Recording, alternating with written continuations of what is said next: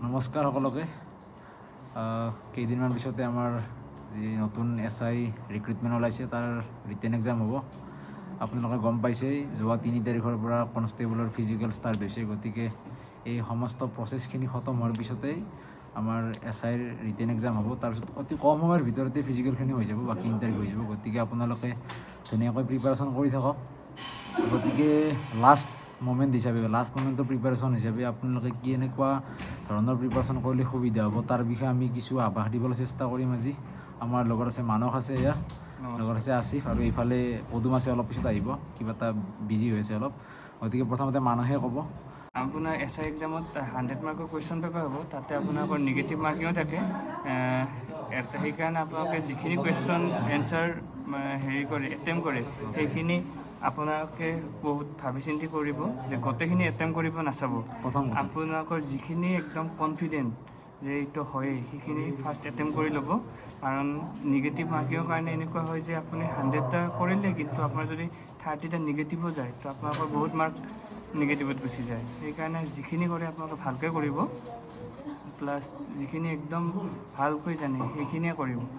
তো আপোনালোকে যিহেতু জানে ইয়াতে কম্পিটিটিভ এক্সামত আপোনালোকৰ মেথছ, ৰিজনিং, ইংলিছ, GK গোটেইবিলাক ছাবজেক্টৰ পৰা মিলি পিনে টোটেল আহে। সেইকাৰণে আপোনালোকে গোটেইবিলাক ছাবজেক্টেই ভালকৈ চাই যাব।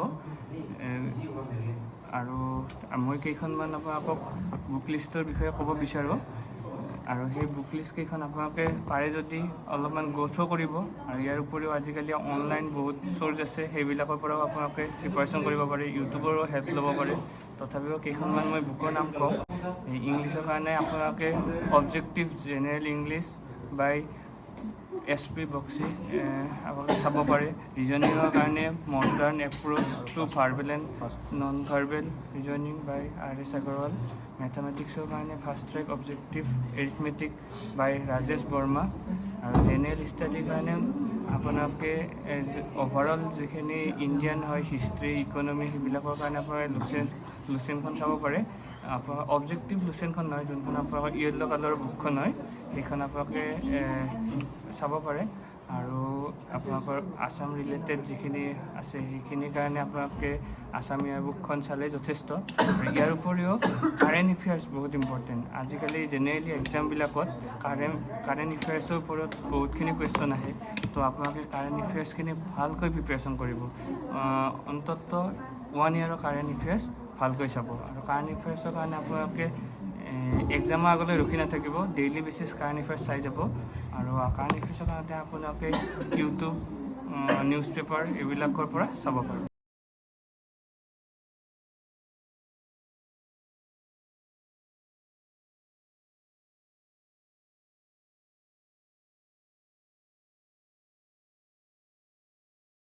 বাকীখিনি ৰাহুল আৰু আছিফে ক'ব।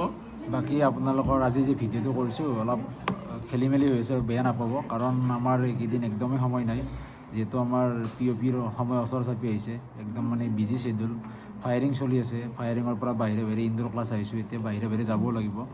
গতিকে সেইখিনি মাফ কৰি দিব। আৰু বাকী আমি চেষ্টা কৰিম যিমান পাৰোঁ ধুনীয়াকৈ ভিডিঅ'বিলাক দিবলৈ। বাকী লগত আছে আসিফে কি ক'বা তুমি কৈ দিয়া। মানসে অলমষ্ট ক'লে কেনেকৈ পঢ়িব লাগে, আৰু পদুম কিবা এক্সপ্লেইন কৰিব। মই কাৰেণ্ট টপিক বিষয়ত ক'ব বিচাৰিছোঁ যে কাৰেণ্ট টপিক এতিয়া হট টপিক হৈছে, যেনেকৈ গভৰ্ণৰ এতিয়া চেঞ্জ হৈছে, নৰ্থ ইষ্টৰ গোটেই 7 ষ্টেটৰ চেঞ্জ হৈছে। আৰু আগৰ যোনটো গভৰ্ণৰ আছিলে এইটো কোনটো পষ্ট দিয়া হৈছে, ক'ত ট্ৰান্সফাৰ হৈছে। আৰু আমাৰ ইউনিয়ন বাজেট আহিছিলে, তাৰ ওপৰতো ভালকৈ চাব। অলিম্পিক, পেৰা অলিম্পিক আৰু T20 ৱৰ্ল্ড কাপ যোনটো যোৱা বছৰ হৈছিলে তাৰ ওপৰতো কুৱেশ্যন আহিব পাৰে। আমাৰ সময়তো under-19 T20 ৱৰ্ল্ড কাপ ঘটিছিলে। পেৰা অলিম্পিক্সৰ চাব। আৰু আপুনি আছাম চেণ্ট্ৰিক যিমান কাৰেণ্ট এফেয়াৰ এতিয়া আপডেটেড আছে, যেনেকৈ আপুনি ইউটিউব চেনেলত তেনেকৈ আছাম কম্পিটিটিভ হওক আৰু ইকুইক বাট হওক, আৰু বহুত চেনেল আছে, তাত আপুনি চাব পাৰে কাৰেণ্ট এফেয়াৰ। কেলৈ যে কাৰেণ্ট এফেয়াৰ আজিকালি মানে চব কম্পিটিটিভ এক্সামত দেখা পোৱা পাইছে যে কাৰেণ্ট এফেয়াৰ আহিছে ভালকৈ 10 নম্বৰমান কাৰেণ্ট এফেয়াৰ্ছ ভাল লাগে। নিউজ পেপাৰখন যদি ভালকৈ পঢ়ি থাকে কাৰেণ্ট এফেয়াৰ্ছৰ প্ৰায় চ'ৰ্চ হৈ যায়। তথাপিও ইউটিউবত বহুত ধৰণৰ চেনেল আছে, সেইখিনি চাব আপোনালোকে।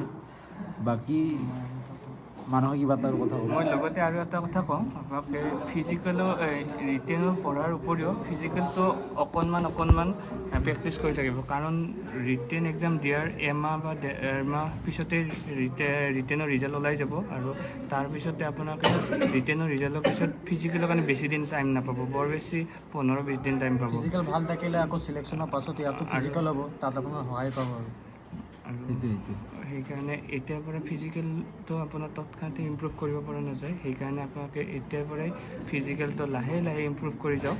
বেছি টাইম নালাগে, ৰেগুলাৰ মৰ্ণিং 1 ঘণ্টাকৈ আপোনালোকে অলপমান ৰানিং কৰক, লং জাম্পৰো উইকত এদিন হ'লেও প্ৰেক্টিছ কৰক, কাৰণ লাষ্ট টাইমত আপোনালোকে ৰিজাল্ট দিয়াৰ লগে লগে এইবিলাক তৎক্ষণাতে প্ৰেক্টিছ কৰিব নোৱাৰিব, আৰু আমাৰ বহুত ষ্টুডেণ্ট ফিজিকেলতে বেয়া কৰে।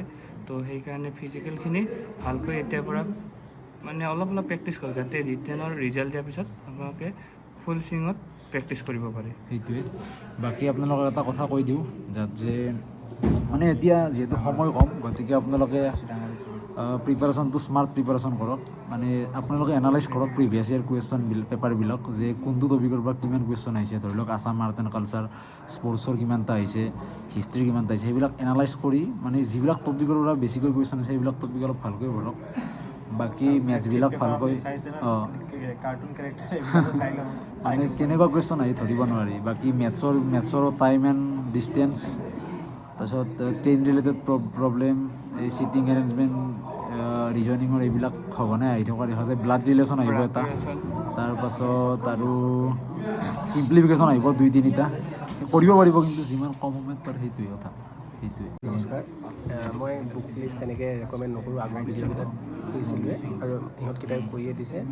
এতিয়া আপোনালোকে আপোনাৰ নোটছবিলাক ৰিভাইজ কৰক, যিমান পাৰে ৰিভাইজ কৰক, বেছি পঢ়িবলৈ ট্ৰাই নকৰিব, অকল ৰিভাইজ কৰক। ৰিভিজনে আপোনাক গোটেইখিনি ছাকচেছ দিব, যিমানখিনি দিলে আপুনি পঢ়িলে তাৰ ওপৰত। যদি কিবা পঢ়িবই বিচাৰিছে তেন্তে অনলি কাৰেণ্ট এফেয়াৰ্ছ পঢ়ক, আৰু যোনে একেবাৰে ষ্টাৰ্ট কৰা নাই তেওঁ কি কৰিব পাৰিব, আৰু প্ৰিভিয়াছ ইয়াৰ কুৱেশ্যনবোৰ ছল্ভ কৰক, কাৰেণ্ট এফেয়াৰ্ছবোৰ চাওক। আৰু এতিয়া মেথছৰ টপিক কেইটামান ভালকৈ চাওক, মেথছৰ টপিক, ইংলিছৰ টপিকখিনি চাওক, আৰু যদিহে সময় পায় কেতিয়াবা সপ্তাহটোত 2-3বাৰমান দৌৰিবলৈ ট্ৰাই কৰক, কাৰণ কিমান সোনকালে ফিজিকেল হৈ যায় ঠিক নাই ন। বা আৰু নেক্সট ভিডিঅ'ত আমি বনাম বাৰু ইণ্টাৰভিউ ৰিলেটেড আৰু ফিজিকেল ৰিলেটেডো আমি বনাম, যিহেতু আমি 1 বছৰ ফিজিকেল কৰি আমাৰ এটা আইডিয়া হ'ল ফিজিকেলত কি কৰিব লাগে। আমাৰ আগতে নাছিলে, এতিয়া এনেকুৱা লাগে জানো সেইবোৰ কথা আগতে নজনা হয় ভাল আছিল। সিমানেই আৰু। Thank you. বাকী শুভেচ্ছা থাকিল আপোনালোকক, ভালকৈ পঢ়ক, ভাল হ'ব আপোনালোকৰ। লগ পাম যদি আপোনালোকক চাকৰি জীৱনত লগ পোৱাৰ আশাৰে। Bye bye.